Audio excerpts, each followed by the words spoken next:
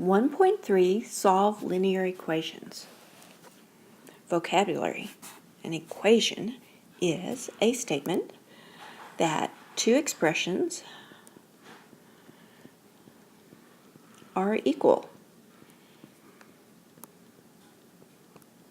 A linear equation is in the form ax plus b equals 0, where a and b are real numbers.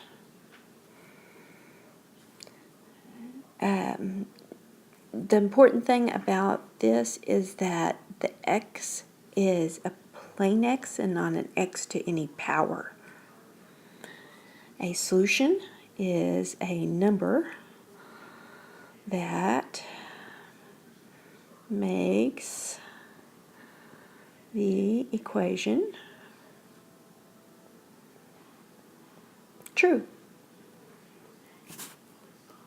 And equivalent equations are two equations that have the same solution.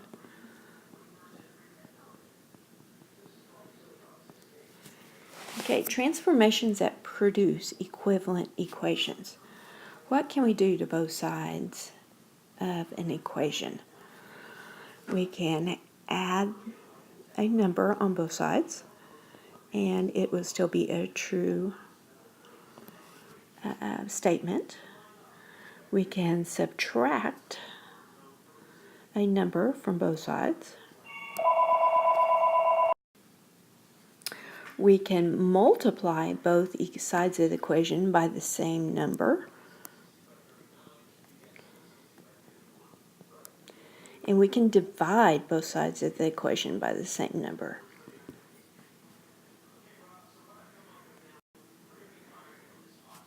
So we need to solve this equation. To do this, let's look at example 1. Make it a little bit bigger. Okay. It says write the original equation, and then we need to subtract 15 from both sides. I'm actually going to move over here to the note side because I want you to set this up on your paper a specific way. So let me just do that. I'm going to write the original equation.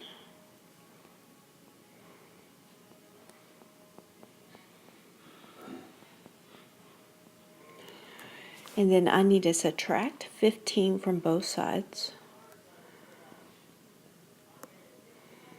Notice how I wrote that? I wrote that as a true statement. And I can add that true statement down. That's going to leave me 3/4 x plus 0 here. But since I know if I add 0 to anything, it's still the same thing, I'm not going to put the plus 0 there because that would just be messy. Bring down my equal sign, and then I'm going to say that that is 18. Now, to get my x by itself, I'm going to multiply by the reciprocal of that fraction.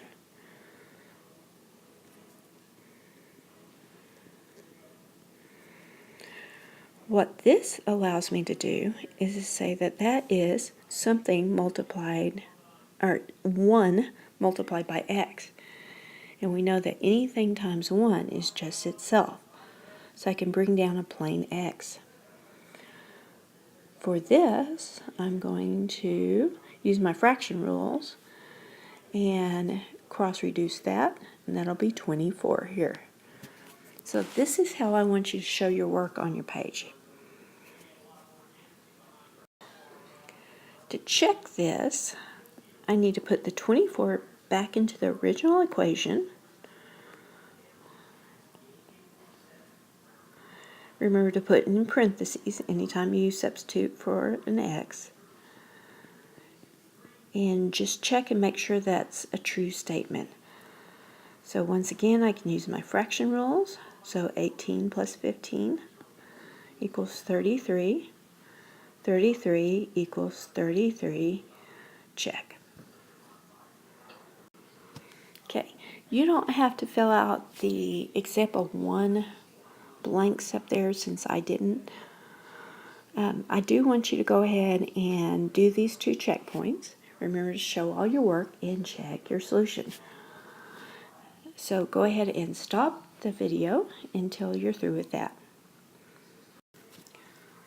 Okay, for example 2, I have statements in parentheses, so I'll need to use a distributive property.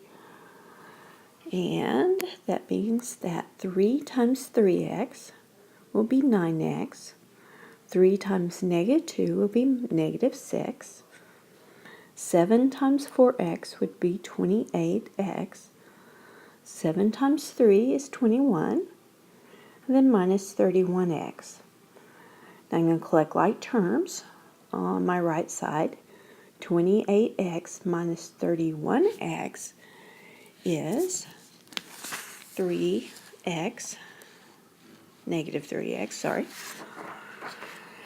And then I'm going to add 3x to both sides. And that'll give me 9, 10, 11, 12x over here. Now notice I could go ahead and subtract 9x from both sides. I'll come up with the same ultimate answer, but I'll be working with a lot of negative signs. And since dropping a negative is your most common mistake in Algebra 2, you like to try to avoid that as much as possible. Now I'm going to add 6 to both sides, which will give me 12x equals 27. And so x equals 27 over 12 once I divide off the 12.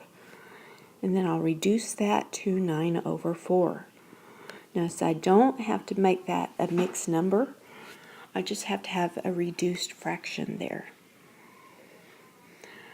Now to check it, I put in the 9 over 4 on both sides. Everywhere I see an x. And then I would just solve it and make sure it was true. A strange fraction up here, but they both equal the same fraction.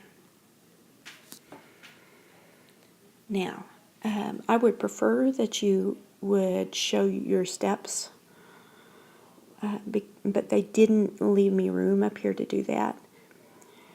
So I really want to see you adding that 3x to both sides and drawing the line and adding down and adding the 6 to both sides instead of just giving me the answer.